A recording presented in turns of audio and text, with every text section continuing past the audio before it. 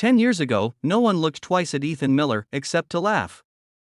He was the quiet boy who wore second-hand clothes, carried his books in a worn-out backpack, and worked part-time at a gas station to help his sick father. His classmates called him "Loser Dad's Loser Son." They mocked his dream of becoming something big, something more than what life had handed him. One of those classmates was Jake Turner, the popular, rich kid whose father owned half the town. Tonight, after a decade, Jake sent Ethan an invitation to their high school reunion. The message read simply, "Come, bro. Let's see how far life's taking you. It'll be fun to catch up." But Jake had another plan. He wanted to remind everyone that some people never change, that losers stay losers. What Jake didn't know was that life had changed more than he could ever imagine. When the night arrived, the parking lot of the Grand Hotel glimmered under golden lights. Laughter echoed, champagne glasses clinked, and old classmates reunited with pride. Then, a black Rolls Royce Phantom turned the corner, its polished chrome reflecting the awestruck faces of everyone standing outside. The valet rushed forward as the door opened, and out stepped Ethan Miller, dressed in a perfectly tailored black suit, confidence radiating from his calm smile. The whispers started immediately. "Is that Ethan? No way, that's not him. Look at that car. Man, he used to ride a bicycle to school." Ethan adjusted his cufflinks, nodded politely, and walked through the crowd that once laughed at him.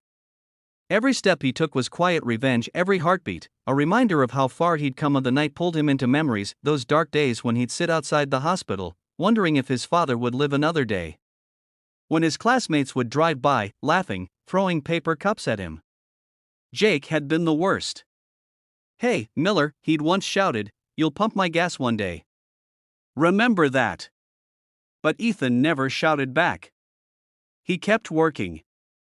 After his father passed, he left town, taking nothing but $200, his father's watch, and a promise to himself that he would make something out of nothing. He worked nights, studied days, slept in his car when rent failed, and learned business from failures no one saw.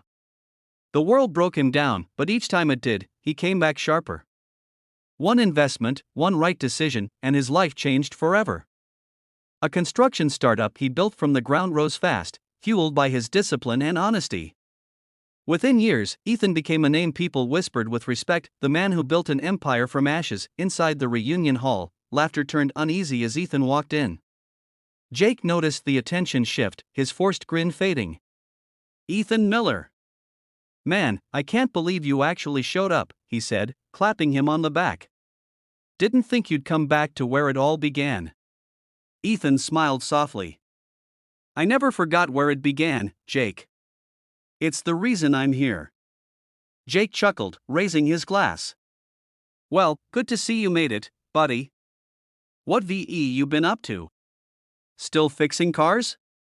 The crowd snickered lightly, waiting for Ethan's reaction. "I fix things, yes," Ethan replied calmly, "but mostly broken companies. My firm rebuilds failing businesses." The laughter faded. Someone whispered, "Wait, is he talking about Miller Holdings?" Ethan nodded slightly. "That's right." Jake froze. Everyone knew Miller Holdings, one of the fastest growing investment firms in the country.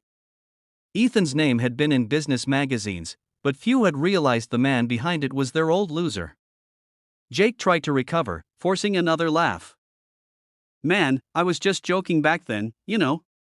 Kids, right?" Ethan looked around the room, the same faces that had laughed, sneered, ignored him when he needed help. Yet instead of bitterness, his eyes held calm. "Yeah, we were just kids. But some of us grew up." He turned slightly in motion toward the window, where the Rolls Royce gleamed under the lights. "That's my driver waiting. I promised my son I wouldn't be late tonight. He's 10, and I never want him to feel what I once did." Silence filled the hall. No more laughter. Only guilt and awe. Jake swallowed hard, realizing the man he once bullied had become everything he pretended to be: strong, respected, fulfilled. Ethan extended his hand. "No hard feelings, Jake. Really. I'm thankful, actually. You gave me a reason to fight harder." Jake's eyes flickered with shame as he shook Ethan's hand. "You proved me wrong, man." Ethan smiled, his voice calm and sure. "No, Jake. I proved myself right. He walked out slowly, leaving behind a room full of silent faces, each one realizing how cruel they had been to someone who only needed a chance. Outside, the driver opened the car door, and Ethan slid into the Rolls Royce. Through the window, he looked up at the stars and whispered to himself, "Dad, we made it."